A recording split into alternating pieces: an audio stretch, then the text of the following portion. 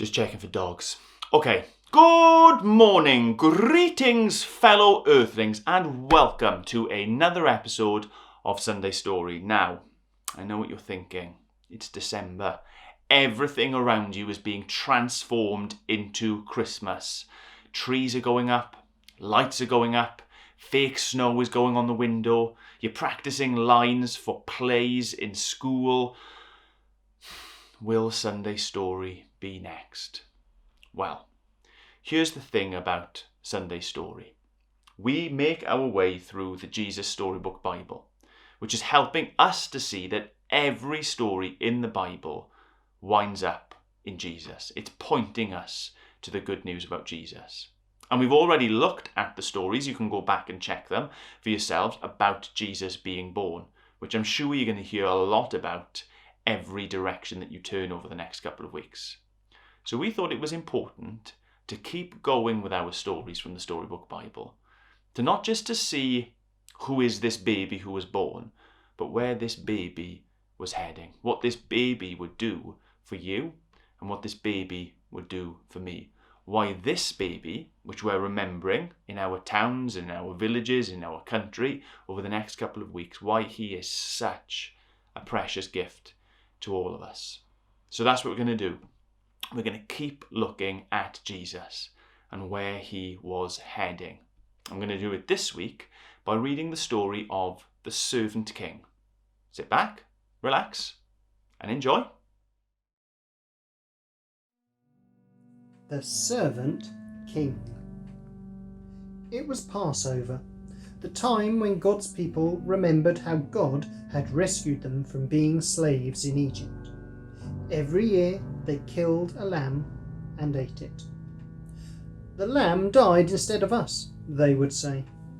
But this Passover, God was getting ready for an even greater rescue. Jesus and his friends were having the Passover meal together in an upstairs room. But Jesus' friends were arguing.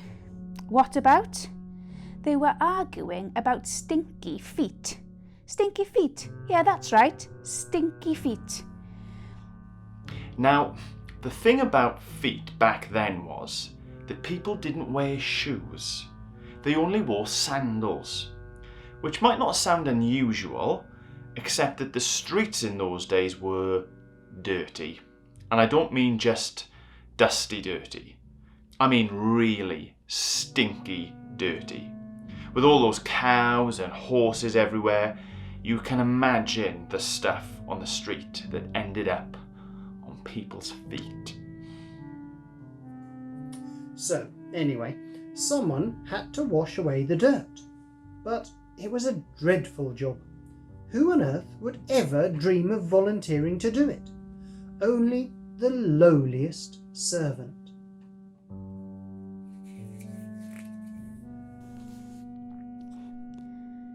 I'm not the servant, Peter said. Nor am I, said Matthew.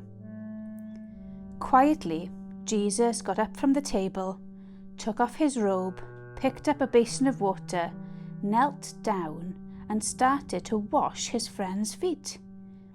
You can't, Peter said. He didn't understand about Jesus being the Servant King.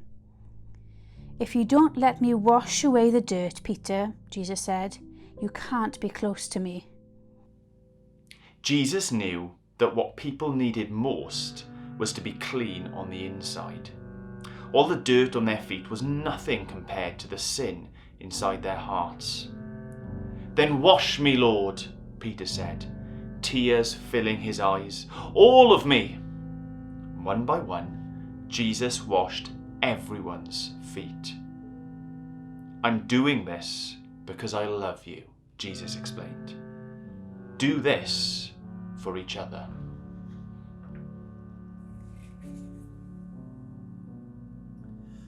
Now, one of Jesus' friends had made a bad plan.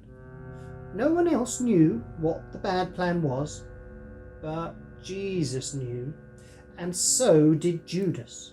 Judas was going to help the leaders capture Jesus for 30 pieces of silver. Go on, Judas, Jesus said, and Then Judas got up from the meal, left the room, and walked out into the night. Then Jesus picked up some bread and broke it. He gave it to his friends. He picked up a cup of wine and thanked God for it. He poured it out and shared it. My body is like this bread. It will break, Jesus told them. This cup of wine is like my blood. It will pour out. But this is how God will rescue the whole world. My life will break, and God's broken world will mend. My heart will tear apart, and your hearts will be healed. Just as the Passover lamb died, so now I will die instead of you. My blood will wash away all your sins, and you'll be clean on the inside in your hearts. So whenever you eat and drink, remember, Jesus said, I rescued you. Jesus knew it was nearly time for him to leave the world and go back to God. I won't be with you long, he said. You are going to be very sad. But God's helper will come, and then you'll be filled up with a forever happiness that won't ever leave. So don't be afraid. You are my friends, and I love you. Then they sang their favourite song and walked to their favourite place, an olive garden.